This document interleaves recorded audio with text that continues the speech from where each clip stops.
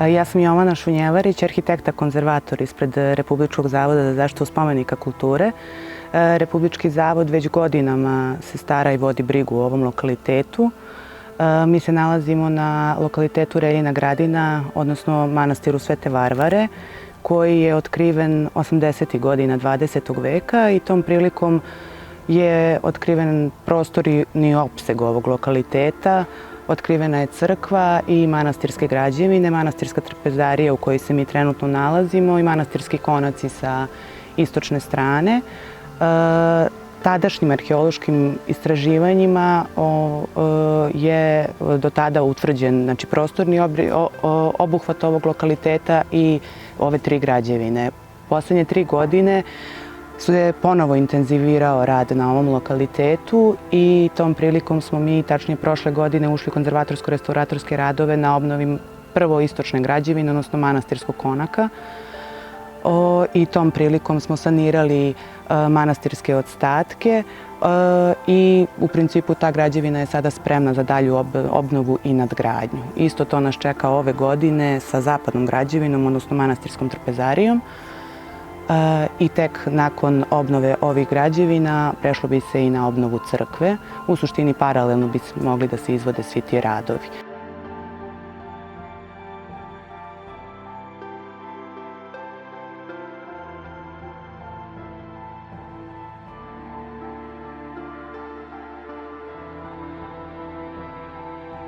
Prvi pisani pomen o manastiru Svete Varvare u Lukocrevu datira iz 1526. godine, gde saznajemo da je raški mitropolit Silvester ovo mesto sagradio.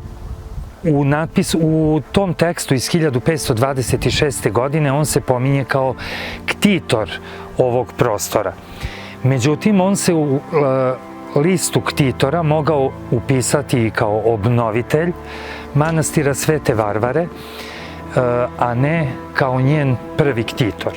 Ima indicija da je manastir stariji od 16. veka, da je sagrađen ranije, ali o tome će govoriti koleginica kada bude govorila o istorijatu arheoloških iskopavanja i šta smo to otkrili za ovu godinu. Raški mitropoliti su stolovali ovde, napustili su iz nekog razloga crkvu Svetih apostola Petra i Pavla, poznatiju kao Petrova crkva, i stolovali su odavde iz Lukocreva, iz manastira Svete Varvare, zasigurno sve do sredine 17. veka. Nakon velikog rata između Austro-Ugarske sa jedne strane i Osmanskog carstva sa druge strane, manastir je u ratnom vihoru bio poharan i spaljen i do dana današnjeg nije se više život obnavljao u njemu, već je savremeno doba dočekao u ruševinama, a sve crkvene, odnosno manastirske građevine, bile su prekrivene zemljom, koje su pre nekih 16-17 godina ponovo ugledale svetlost dana.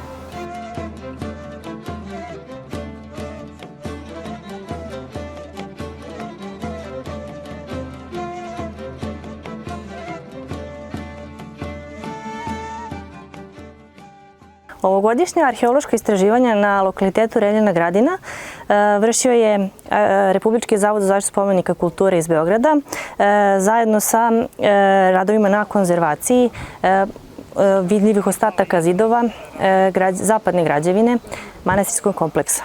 Dakle, ovogodišnje iskopavanja su se fokusirala na zapadni deo kompleksa koji obuhvata trpezariju koja je bila ranije otkrivena, kao i podrumsku prostoriju konaka i jednu manju prostoriju kojoj trenutno još nije otkrivena namena. Ove godine smo otkrili bunar u jugozapadnom delu kompleksa koji se nalazi iza trpezarije uz sam potporni zid. Do sada je taj deo, iako je bio istraživan, do sada bunar nije bio poznat, tako da je ovo jedno veliko otkriće na osnovu koga sada znamo kako se u stvari manastir snabdevao vodom. Osim bunara, radili smo u zapadnim objektima kompleksa. Ova istraživanja ovogodišnja su u stvari dokazala da manastir ima više od jedne faze, odnosno da ovo o čemu istorijski izvori svedoče jeste samo ovaj pozniji deo života manastira Svete Varvare.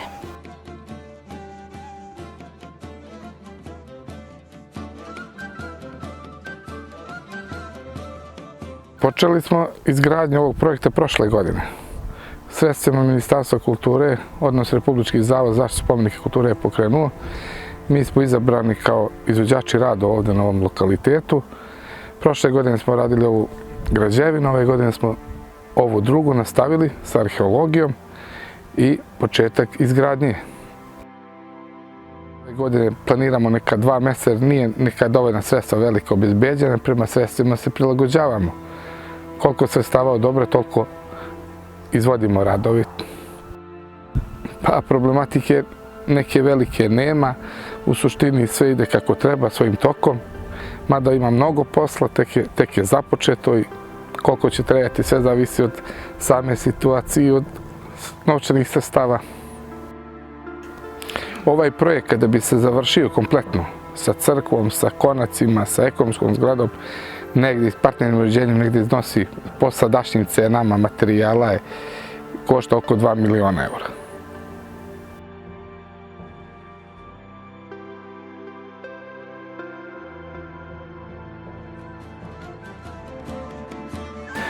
Još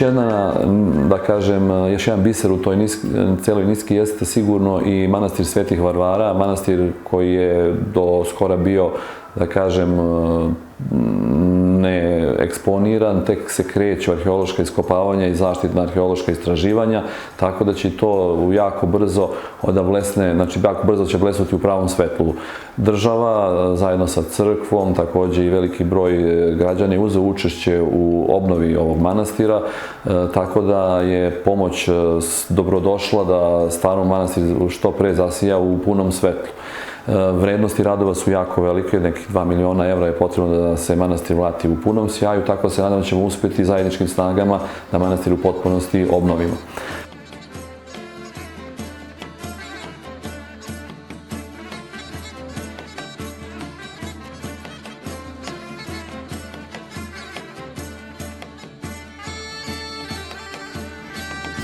Po blagoslovu episkopa Raškog Prizrenskog gospodina Teodosija, od 2016. godine lokalitet manastira Svete Varvare dodeljen je manastiru Đurđevim stupovima kao metoh manastira Đurđevih stupova na upravu i na obnovu.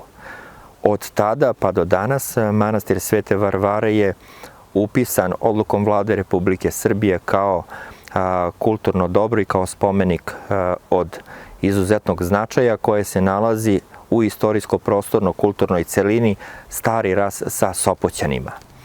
Manastir Sveti Varvare je bio veoma bitna i važna crkvena jedinica svojevremeno, gde su stolovali mitropoliti Raški, osnivač Sveti Simeon, najpoznatiji Silvester, mitropolit Raški, čiji je ovde i grobno mesto. Takođe su ovde kao mitropoliti Raški se pojavljivali i Gavrilo i Maksim, koji su kasnije birani za patrijarhije srpske, čija su tela u Pećkoj patrijaršiji.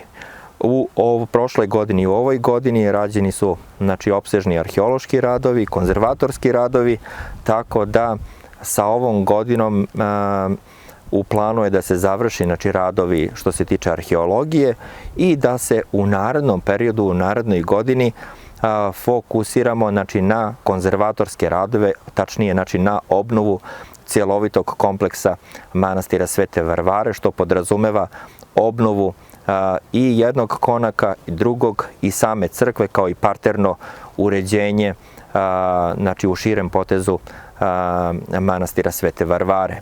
Ovim povodom pozivamo sve ljude dobre volje, sve vernike, donatore, da kogod može da da neki svoj doprinos, dobrodošao je i da svi zajedno uzmemo učestvo u obnovi manastira Svete Varvare, a njenim molitvama neka Gospod blagoslovi svaki naš trud, dan i rad i obnovu ove srednjevekovne svetinje.